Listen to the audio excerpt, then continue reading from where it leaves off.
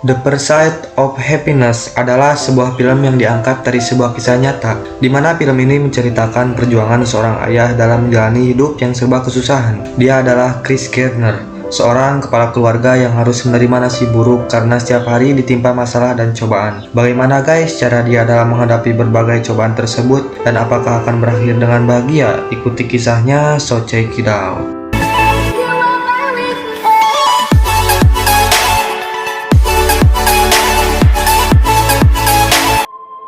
Chris Gardner adalah seorang kepala keluarga yang mempunyai satu orang anak bernama Christopher dan juga memiliki istri bernama Linda. Sedikit informasi kalau Chris dan Lina memiliki hubungan yang tidak baik dalam rumah tangganya. Pekerjaan Chris setiap hari adalah menjual sebuah alat kesehatan atau scanner kepada para dokter atau rumah sakit yang membutuhkannya. Nah, alat tersebut merupakan alat yang langka dan sangat mahal pada waktu itu. Bahkan mereka membeli banyak untuk menjualnya kembali. Namun sialnya mereka tidak mengetahui kalau alat tersebut kurang diminati di tempat mereka. Nah, dari sinilah guys kesalahan mereka yang membuat perekonomiannya menjadi rusak bahkan jatuh miskin. Untuk mengganti semua modal yang Chris keluarkan, setidaknya harus terjual dua alat tersebut selama 1 bulan. Namun karena tadi sudah dibilang kalau para dokter kurang minat untuk membeli alat tersebut, menjual satu scanner saja susahnya minta ampun. Bahkan Chris harus mengunjungi setiap dokter untuk menawarkan dan menjualnya scannernya itu. Berpindah ke Linda, ternyata dia juga harus bekerja untuk memenuhi kebutuhan hidupnya. Hal tersebut membuat anaknya setiap hari harus dititipkan di tempat penitipan anak. Bahkan hal tersebut harus selalu Chris lakukan sebelum pergi menjual scannernya.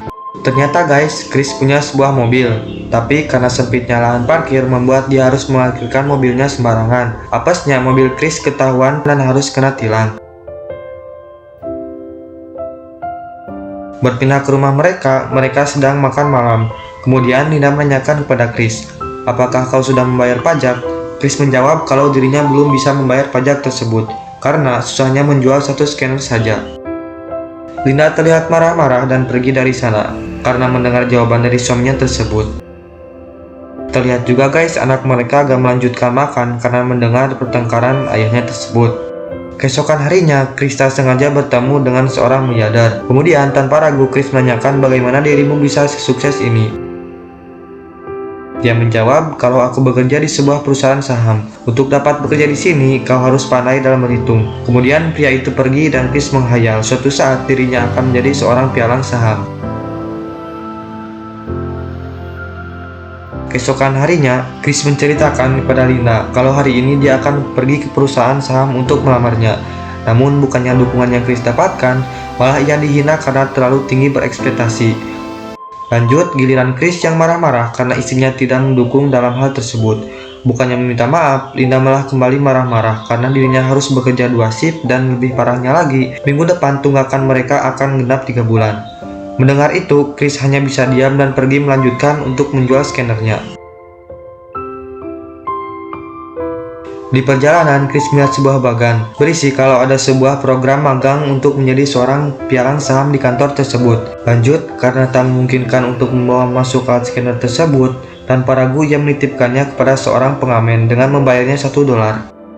Lanjut, Chris langsung masuk dan diberikan kertas formulir oleh HRD di kantor tersebut. Namun pada saat Chris melihat keluar, pengamen tadi membawa kabur alat scanner miliknya. Lantas Chris langsung keluar dan mengejar pengamen tersebut.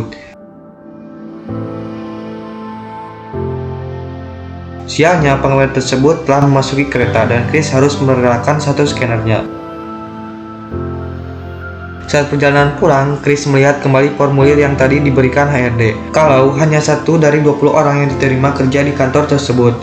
Karena tak memungkinkan untuk memberikan formulir secara bersamaan, ia sendiri memberikannya secara pribadi kepada seorang yang bernama Jack untuk mempromosikan dirinya.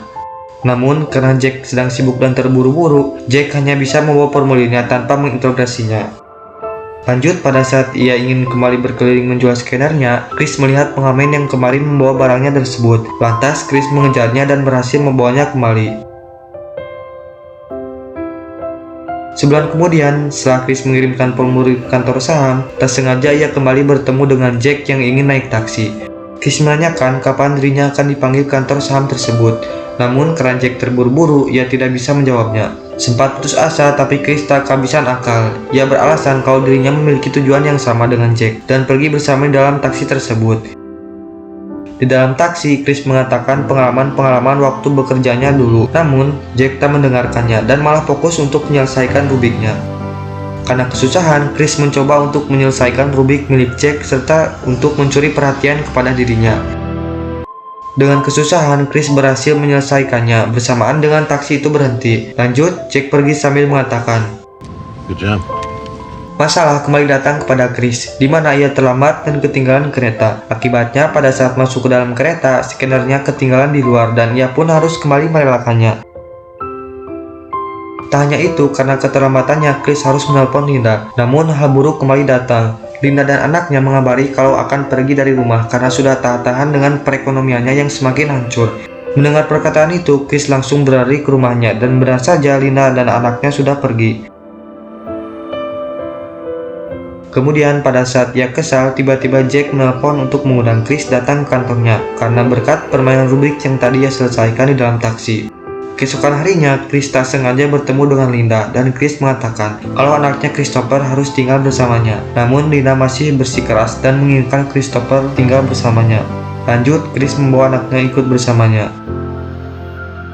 Saat Chris dan anaknya berada di apartemennya, tiba-tiba pemilik apartemen tersebut datang untuk menagih uang sewa. Karena Chris tak ada uang untuk membayarnya, pemilik apartemen itu menyuruh Chris untuk mengecat apartemennya. Sebagai imbalannya, Chris masih bisa tinggal selama 1 minggu. Tak hanya itu, masalah datang kembali. Kali ini beberapa polisi datang untuk memenjarakan Chris selama 1 malam karena tidak bisa membayar tilang waktu itu. Kemudian Chris sangat bingung karena mengecat belum selesai, anaknya tinggal sendirian, dan besok pagi ia harus bertemu dengan Jack untuk wawancara pialang saham. Lanjut, Chris menelpon Linda untuk menyuruh menjaga Christopher. Untungnya Linda mau menjaga Christopher. Keesokan harinya, Chris langsung beralih ke kantor pialang saham dengan sekencang-kencangnya. Bahkan karena gak ada waktu untuk pulang ke rumah, ia masih memakai baju jelek dan ada bekas cat di tubuhnya. Namun karena tekad dan ambisi yang kuat, ia percaya kalau rasa malu bisa mengalahkannya. Pada saat sesi bicara, ia mengatakan dengan jujur kenapa dirinya datang ke sini menggunakan pakaian yang tidak sopan. Karena kejujurannya, semua orang di sana memuji Jack. Namun pada saat ingin pulang, Chris berbicara kepada Jack kalau ia akan memikirkannya lagi dalam pekerjaan ini. Karena jika magang di sini, ia tidak digaji. Lanjut, Jack mengatakan, aku menunggu jawabanmu sampai nanti malam. Apakah Chris akan mengambil kesempatan ini atau tidak? Saat di rumah, Linda mengatakan kalau ia akan pergi ke tempat kakaknya untuk bekerja dan merelakan Christopher tinggal bersama Chris. Lanjut, Chris menelpon agen Jack dan memutuskan untuk ikut magang di kantor pialang saham tersebut. Keesokan harinya, karena Chris tak sanggup lagi membayar apartemen, ia pergi ke sebuah kontrakan yang lebih murah untuk tinggal. Setelah menemukan kontraknya, Chris mengajak Christopher untuk ikut menjual skenernya. Untungnya, ada seorang dokter yang membutuhkan alat tersebut dan membelinya kepada Chris. Uang tersebut digunakan untuk membayar kontrakan selama 1 bulan. Dan akhirnya guys, hari yang ditunggu-tunggu Chris untuk magang telah dimulai. Dari pertama, Chris banyak belajar tentang dasar-dasar pialang saham. Pada saat istirahat, Chris melihat gelandangan yang membawa skenernya waktu tertinggal di kereta dulu. Lantas, Chris pun mengejar gelandangan tersebut. Sialnya, ia malah tertabrak mobil yang membuat salah satu sepatunya hilang. Dia pun kembali ke kantor dengan menggunakan sepatu sebelah. Kemudian hari demi hari Chris lalui dengan bekerja magangnya. Ia harus mencari klien potensial untuk diprospek sebanyak-banyaknya selama 6 bulan untuk merebut satu jatah sebagai karyawan yang akan diterima pada akhir magang. Kemudian Jack sangat fokus, bahkan ia tak pernah melepaskan telepon genggamnya supaya bisa menghemat waktu. Pada saat bersamaan, ia ditelepon oleh calon klien dan mengajaknya untuk bertemu. Namun, ia hanya punya waktu 20 menit untuk datang ke kantor klien tersebut. Sialnya, supervisor magangnya malah menyuruh Chris untuk memarkirkan mobil. Hal tersebut membuat Chris terlambat menemui kliennya, yaitu Mr. Reborn. Namun, ia tak kehabisan akal dan mendatangi rumah milik Mr. Reborn dan meminta maaf karena terlambat mengunjunginya. Lanjut, Mr. Reborn mau pergi untuk menonton bola, dan dengan senang hati ia mengajak Chris untuk menonton bersamanya. Pada saat di stadion, ia memanfaatkan waktu sebaik-baiknya untuk mendekati Mr. Reborn dalam menawarkan produk keuangan dari perusahaan tempat Chris magang. Namun, karena baru saling kenal, Mr. Reborn belum siap menerima tawaran dari Chris. Lanjut, hari demi hari hidup Chris mulai normal seperti biasa, bahkan semua mesin scannernya telah terjual. Namun pada suatu hari, Chris mendapatkan surat dari perpajakan. Setelah melihat isinya, ia terkejut kalau peraturan di sana mewajibkan seseorang untuk membayar pajak. Karena tak ada pilihan lain, Chris mengambil semua uang di rekeningnya untuk membayar pajak tersebut. Hal tersebut membuat seketika Chris jatuh miskin dan tidak punya apa-apa. Pada suatu ketika, Chris sedang menemani anaknya bermain di taman. Ia melihat gelandangan yang dulu membawa skenernya. Tak mau menyanyiakannya lagi, Chris mengejar gelandangan tersebut.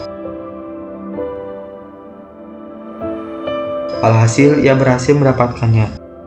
Setelah mendapatkan scanner tersebut, ia pun langsung pergi menawar-nawarkan scannernya. Hingga suatu ketika, ada seseorang dokter yang ingin membelinya.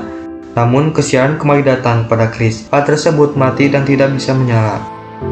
Tak hanya itu, cobaan kembali datang di mana saat Chris ingin pulang ke kontrakannya, barang-barang milik mereka sudah ada di luar, yang menandakan mereka sudah diusir dari sana. Kemudian, Chris memutuskan untuk pergi ke stasiun. Di sana, Chris bercerita kepada anaknya kalau ada dinosaurus. Ayo kita pergi, ayo kita mencari tempat untuk bersembunyi. Lanjut, mereka pun pergi ke toilet umum. Dari semua cerita tersebut, kita sadar kalau Chris berpura-pura agar anaknya bisa tidur tanpa kedinginan di luar.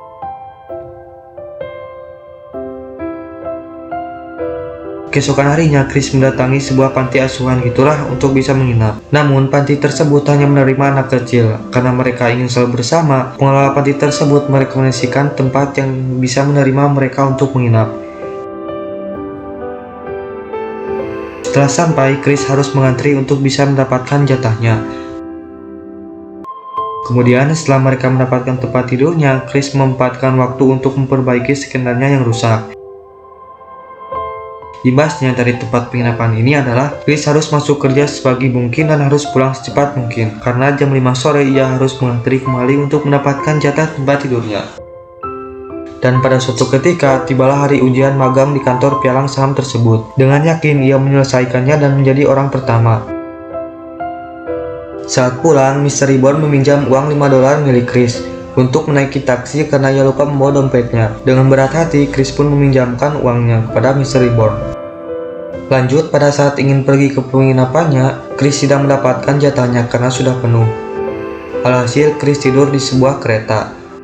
Bahkan karena tak ada pilihan lain, Chris mendonorkan darahnya untuk mencukupi biaya hidup beberapa hari ke depan. Dan sisa uangnya ia gunakan untuk membeli suku cadang untuk skenernya yang rusak. Berkat kerja keras dan suku cadang yang ia beli, akhirnya scanner itu berhasil menyala. Keesokan harinya, ia menawarkan kembali scannernya kepada orang yang dulu ingin membelinya, dan orang tersebut mau membeli scanner yang Chris jual. Nah, dari uang penjualannya, akhirnya mereka bisa menginap di hotel dan bisa merasakan tidur enak. 6 bulan berlalu, di mana hari ini adalah penentuan siapa yang akan menjadi karyawan di perusahaan pialang saham tersebut. Pada saat Chris hampir menyelesaikan pekerjaannya, tiba-tiba atasan kantor tersebut, yaitu Mr. Reborn, memanggil untuk menemuinya. Kemudian ia mengucapkan selamat kepada Chris karena ia diterima sebagai karyawan tetap di perusahaan tersebut. Dan hari pertama ia bekerja adalah besok. Ia pun menangis dan terharu serta berterima kasih kepada semua jajaran di perusahaan tersebut karena telah menerimanya bekerja.